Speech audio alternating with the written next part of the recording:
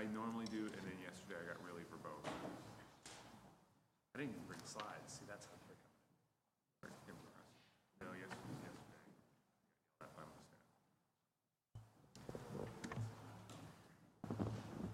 staff. Good afternoon, everyone, and welcome to the Recreation and Parks Committee 2017 Operating Budget Public Hearing. And I am the chair of the Recreation and Parks Committee, and I am joined today by President Pro Tem Priscilla Tyson and Council Member Elizabeth Brown. Thank you both for being here this afternoon. The purpose of this public hearing is to review the Recreation and Parks Department 2017 budget. And we also have with us Council Member Michael Stenziano. Again, thank you for joining us. And I would like to go ahead and give this hearing over to Director Tony Collins, the Director of Recreation and Parks. Thank you.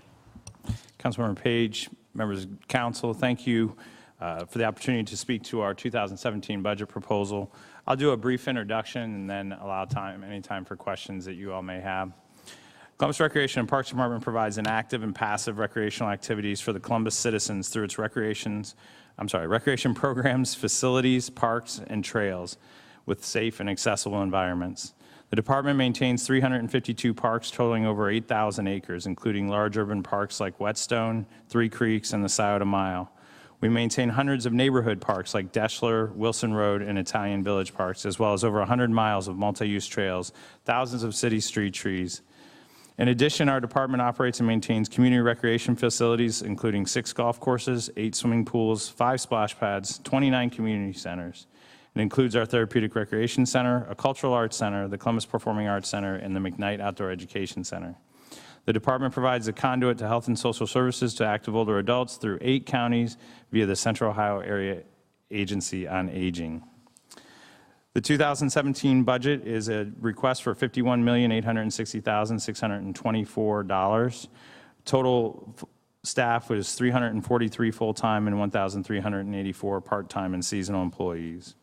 The 2017 budget includes funding to meet our goals set in the mayor's priorities, adopted in the CRPD master plan, and the best practices of the recreation and parks profession. This budget proposal includes funding for full operation of the department, including 3 centers that reopened in 2016, Douglas Recreation Center, Driving Park, and Glenwood Recreation Center. The budget also includes the full operation of our new pool at Driving Park and our remaining other pools. It includes the added costs of air conditioning costs to 4 of our 5 indoor athletic complexes. The 2017 proposal includes funding to maintain our 352 parks, preservation areas, and multi-use trails, including the addition of a new park on the Scioto Peninsula. It also includes the full operation of the soon-to-be-completed Lashutka Center at Griggs Reservoir and the McKnight Outdoor Education Center. The 2017 general fund budget includes funding program initiatives, including the growth of our youth and family development initiatives and out-of-school program options. Included is the staff and expenses to meet targets in our goals of growing food access through our nutrition and summer food programs, including the addition of a full-time development staff member focused on these efforts. The 2017 budget supports the staffing and operational support needed to create a focused initiative to provide enhanced youth and family development programs at 12 of our centers that serve the neighborhoods in the most need in Columbus, as identified by the Celebrate One initiative. This budget also provides continued support for our city partners, including 2017 budget submission, the continuation of 2016 subsidy payments to the King Arts Center, the Franklin Park Conservatory, this COWIC, as well as a new subsidy for, support for COSI of $725,000. The 2017 budget accounts for our efforts to grow our revenues where appropriate. We are planning an 11% growth in revenues to total an $11 million revenue generation. This 2017 proposal will continue our efforts to reach the mayor's priorities and the priorities outlined in the Columbus Recreation and Parks Department Master Plan, as well as the pillars of our profession: health and wellness, conservation, and social equity. Thank you for the time to introduce this proposal, and I'll take time to answer any questions that you might have. Thank you so much, Director. Do any of my colleagues have any questions?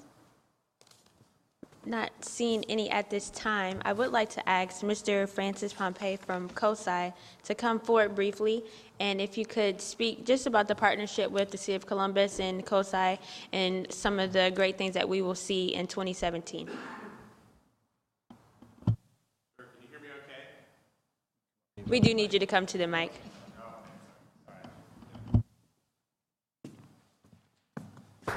Thank you, Councilmember Page and the rest of council members. I appreciate the opportunity to talk to you. I also appreciate all the support that the city has given to COSI over the past several years in both capital and now this year in the operations funds. And these operating funds in 2017 are a critical part of our sustainability plan as we go through this what we'll call a transitional period with the 620 space 2-story underground parking garage and 8-acre park that's underway right now out in front of the building. We are anticipating some revenue shortfalls as it relates to disruption related through this, and this will help us get through that. Our partnership with the city has been extremely and extraordinarily good over the past, certainly since I've been in the role as CFO of COSI, and I can't speak enough for Director Collins and the council members and everyone at the city in working and making COSI a part of what's really becoming a cultural destination on the Scioto Peninsula. So we are planned to move forward in 2017 with the funding from the capital investments that we've made to help support some of our operations, and then also as we look beyond 2017 into 2018, the things that will be necessary to operationalize the park and provide experiential learning for not only the city of Columbus and the neighborhood of Franklinton, but outlying areas as well. Thank you so much, Mr. Pompey, for coming down and for that brief presentation. Definitely appreciate the work that COSI is doing. And can you talk briefly about kind of your outreach efforts with Columbus City Schools and the things that you do for those children?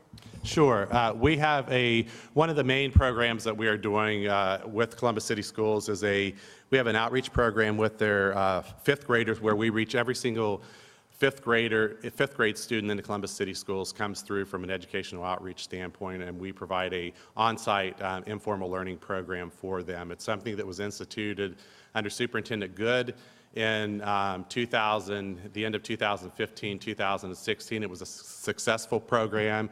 We are doing it again moving forward, and we're also starting to package additional informal opportunities, learning opportunities with Columbus City Schools from an access standpoint and from an educational and experience standpoint through some of our other venues like interactive video conferencing and Teen Tech Studios.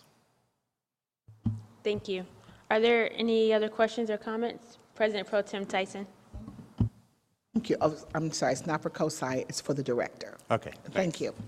And Director, can you share how volunteers help the Recreation and Parks Department and its offerings, and how do you see them leveraging other resources to help Recreation and Parks? Great question, Council President Pro Tem. Thank you for that. Members of council, we depend on volunteers. We have in 2015, we recorded over 77,000 hours of volunteer service to the department. Everything from corporate days where they come out and do park cleanups or center cleanups, all the way to long-term institutional volunteers that volunteer at our golf courses and our centers and in our cleanup groups with friends of organizations, as well as our CRC volunteers. So we couldn't do what we do without the use of volunteers. We value them. We will continue. We have a focus in 2017 on strengthening our volunteer program, growing it so that we'd like to reach over 100,000 hours in volunteer service and continue to formalize and institutionalize what we're doing from a volunteer standpoint. Would your development person be working with those volunteers? Actually, we have a staff person focused on volunteer leadership in our development group and our development team.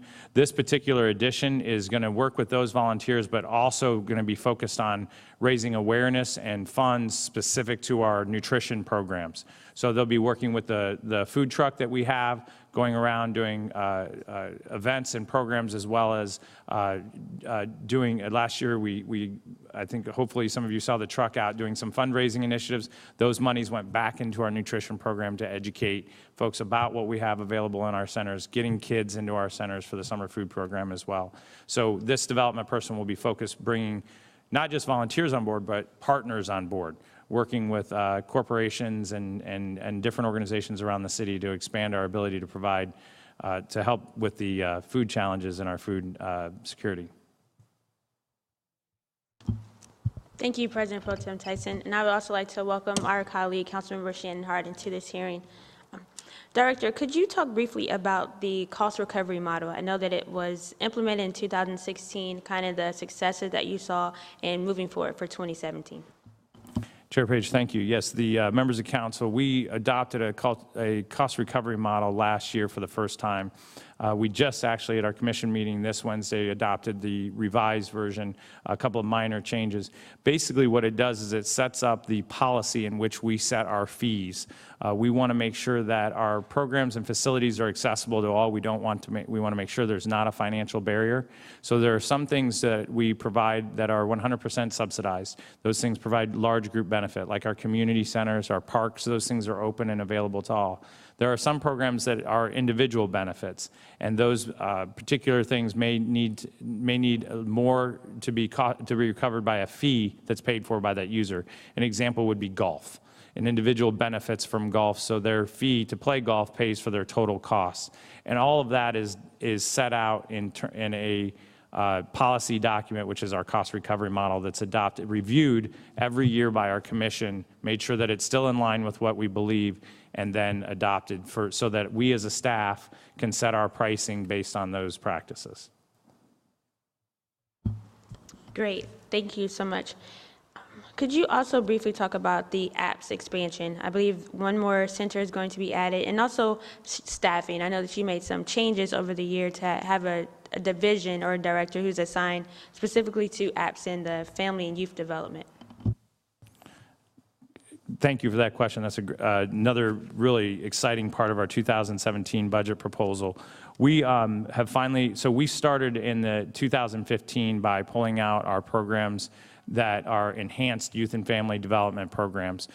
You know them as apps, CAP Kids, City Leaders, Summer Food. What I know them as are nutrition services, our education services, our intervention services, and what we're trying to do is pair up with the Celebrate One initiative, working with the neighborhoods that are in the most need in Columbus, and looking at the centers that are in those neighborhoods. So we've identified 11 of our centers that are in those neighborhoods, and we're going to focus on those centers to provide enhanced youth and family development program. So today we had 4 centers that have app sites, which is our youth intervention program targeted at 16 to 24-year-olds. We are expanding to Douglas, so that gives us 2 sites in the Linden area, 1 site at Glenwood, and our other site at Beatty. The 4 sites, but we'll go to 5, and as we look at those 7 other centers in that case, we'll identify if there's any other centers that would benefit from that type of a program. The same with CAP Kids, the same with our nutrition program. One thing that's important about this model to understand and what we're looking for is it doesn't necessarily have to be one of our programs. I mentioned CAP Kids and Summer Food, but there are other programs that are in those services. So for example, education, after school care. We want to be the source for kids to be after school, and if they need education enrichment, we have a perfect place in our 27 centers, and specifically in those 12 focus centers. We could possibly work with an outside partner to provide those services. So we're in beginning talks with the Boys and Girls Club, the YMCA, other nonprofits that may be able to utilize our real estate, utilize a partnership with us to help provide those education services.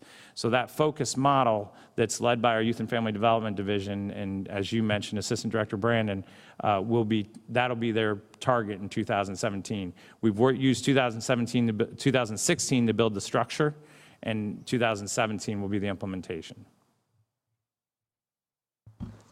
Awesome. President Pro Tem Tyson. Thank you, Director. And just ask a follow-up question. I know that the APPS program, initially started, we were thinking about a program out of Chicago called Ceasefire. And so that program from Ceasefire, we then decided that we would have kind of our own customized program, which is now APPS. And just thinking about being at the safety hearing, that a couple of the speakers, when they came down and spoke with us, were certainly talking about in those communities that we're talking about with Celebrate One, that there's also that violence creates trauma.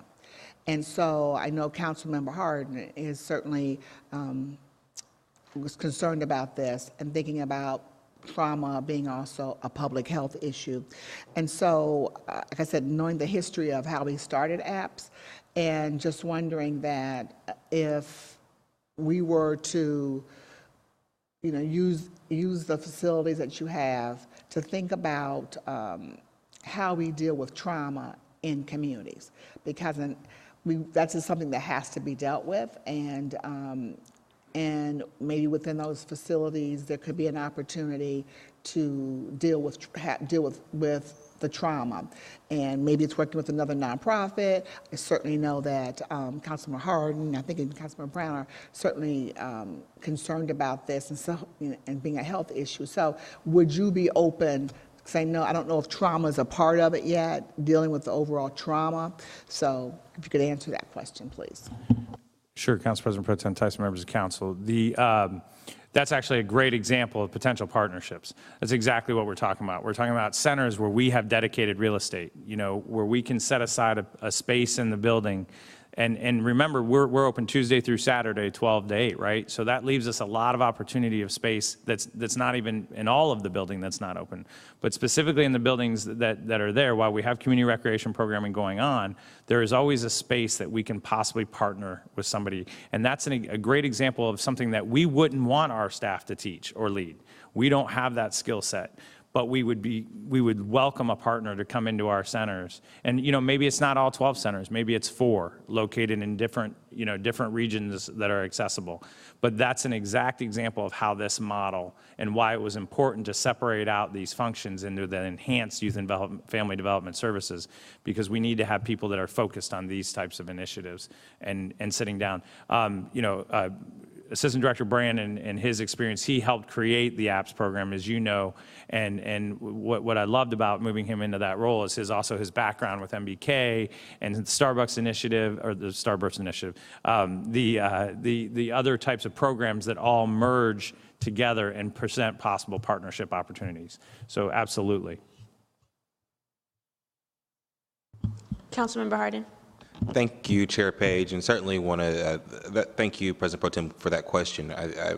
Going back on the history of the APPS program, I think as much of it's prevention and intervention, and both of those pieces are and should be data-driven in terms of the specific work that's being done as it pertains to at-risk youth. So the trauma piece that President Pro Tem was speaking about, as well as the intervention work that we contract out with through the APPS program, will be really important as you guys, as the Recreation and Parks Department continues down this road of those services and creating those partnerships. So not really a question, but just want to say that we really look forward to working with you as you expand those services and those partnerships throughout the community, and making sure that we are using specific safety data, so even partnerships between our departments to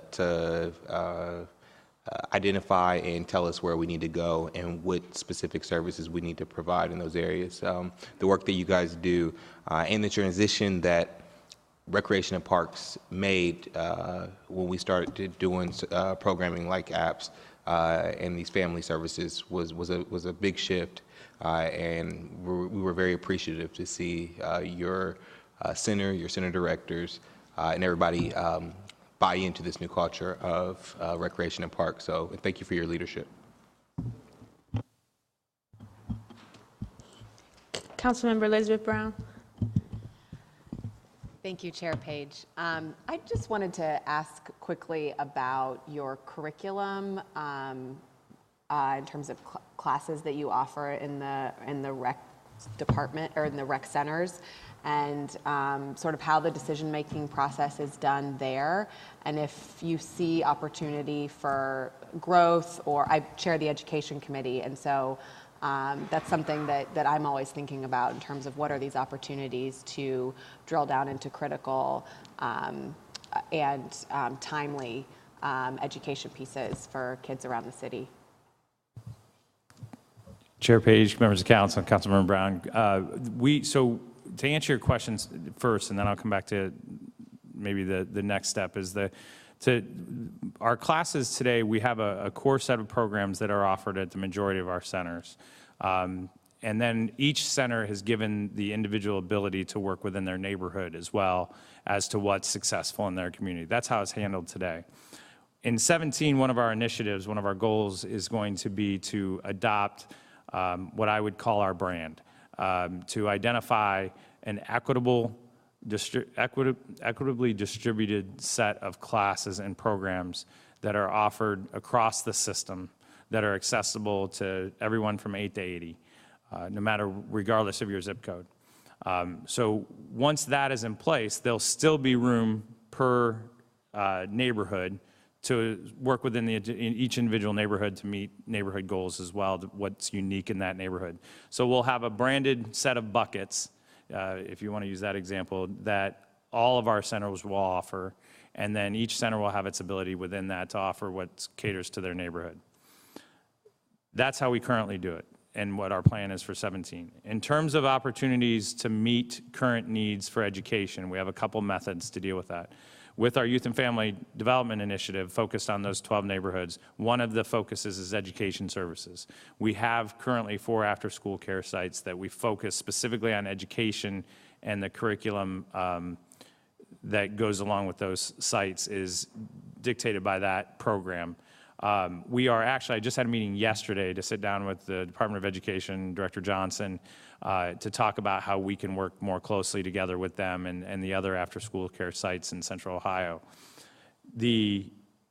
That will continue in 17 as well. In addition to that, we are always open to program suggestion and ideas that meet current needs, to answer your question. So we always take that into account. That's why we leave ourselves some flexibility to add programs that are coming on. One of the things, I'll give you an example, that I see us probably dabbling into in 17 is finding locations where we can offer coding. You know, not something that's traditional recreation, right? But we have community centers that have computer labs. And what a great pair with maybe our after-school care program, or maybe just in another center where we can bring a partner in, because I'm not teaching it, but bring somebody in that can help teach coding as a part of a community center activity. And that's an example of something that truly happens at community centers and is for 8 to 80. I was at the kitchen counter yesterday with my 11-year-old trying to learn coding. So I mean, it's an example of something that everybody can learn from and is a current issue that will be available at some point. We're not there yet, but how somebody can bring that to the table and we can include it in our offering. Councilmember Stenziano. Thank you, Madam Chair. Director, I've had a number of residents, particularly on the south side, ask about our ASHBOR program, and curious within this budget and just the overall strategy for continuing to address the Emerald ASHBOR initiative and what this budget would reflect. Chair Page, Councilmember Stenziano, members of council. The answer, so that's twofold. First off, the operating budget includes the funding of our forestry division, which is within our Parks Maintenance and Forestry Division. Our forestry division, of course, is responsible for street trees as well as park trees. There is a very strategic plan that was set in place. It's a 10-year plan. I believe we're in year 5 or year 6 of that plan. However, the funding, the specific funding that we utilize to help the extra need that was developed by the Emerald ASHBOR is actually requested each year in our capital budget.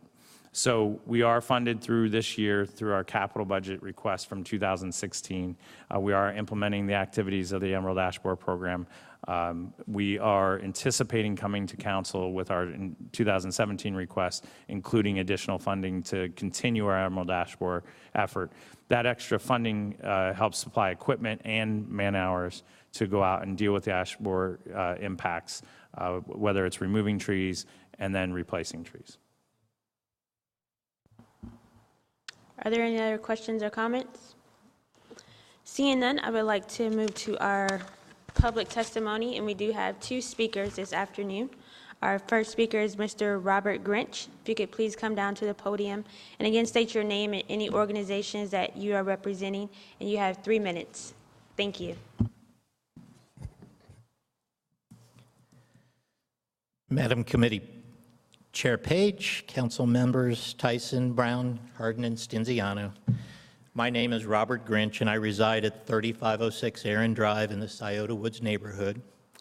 I was born in the former White Cross Hospital located adjacent to Goodale Park. I've been a lifelong user and advocate of public parks ever since. My comments today focus on one aspect of the 2014 Columbus Recreation and Parks Master Plan Executive Summary. For those familiar with the document, you will recall there are administrative strategies defined regarding neighborhood, community, and regional parks, natural areas, trails, aquatic facilities, community centers, programs, communication, and partnerships. I wish to highlight one of the summary goals expressed under the "What we can accomplish in the next 10+ years" heading, that being, quote, "Be a leader in establishing and meeting a city tree canopy goal, including plant more trees and create an integrated approach to management and maintenance." I respectfully ask, as city officials go forth allocating financial resources in the near future, that you please continue to fund Recreation and Park Department activities that will, 1, maintain existing shade trees in our parks, golf courses, and along public streets in healthy conditions. 2, replace trees that have expired due to blight, such as the emerald ash borer infestation. And 3, plant additional trees to increase the net area of our city tree canopy. An ongoing commitment by city officials to promote shade tree installations on parklands will also demonstrate high-profile examples to private homeowners and businesses being asked to contribute to the ecological systems objective number 1, noted in the Mayor's Columbus Green Community Plan, Green Memo 3, that recommends increasing our tree canopy a minimum 1% annually over the next 5 years. Our city is fortunate to have over 230 parks, including 8,000 acres of parkland, 6 golf courses, and 14 nature preserves, providing living, healthful amenities for Central Ohio wildlife and humans. Please keep the funding of shade tree maintenance and plantings a priority as you approve and administer the forthcoming budget cycle of our outstanding Recreation and Parks Department. Thank you. Thank you so much, Mr. Grinch. And I would just like to thank you for all that you've done for the Recreation and Park system throughout this year. You're at the commission meetings, you come to the public hearings, and we truly appreciate your advocacy and your leadership with the Recreation and Parks Department, so thank you. Director, do you have any additional comments about either the emerald ash borer or just a tree canopy across the city? Chair Page, members of council, we completely agree. We have it prioritized and a part of our plan.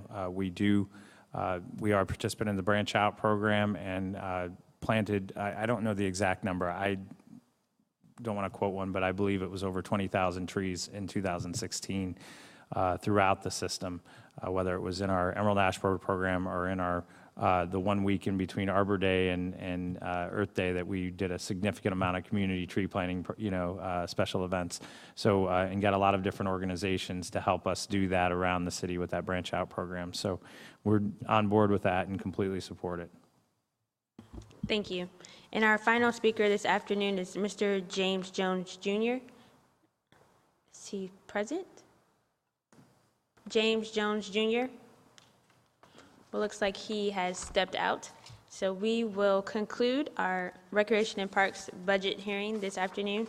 Again, I would like to thank the director for your presentation and also Mr. Pompey from COSI for coming down, and thank President Pro Tem Tyson and council members Elizabeth Brown, Shannon Harden, and Michael Stenziano for joining us this afternoon, as well as my team and our finance for helping put this hearing together, and CTV. Thank you and have a good afternoon.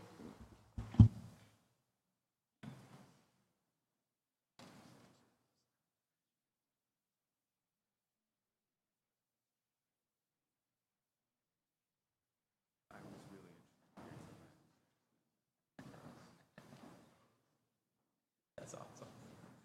So you're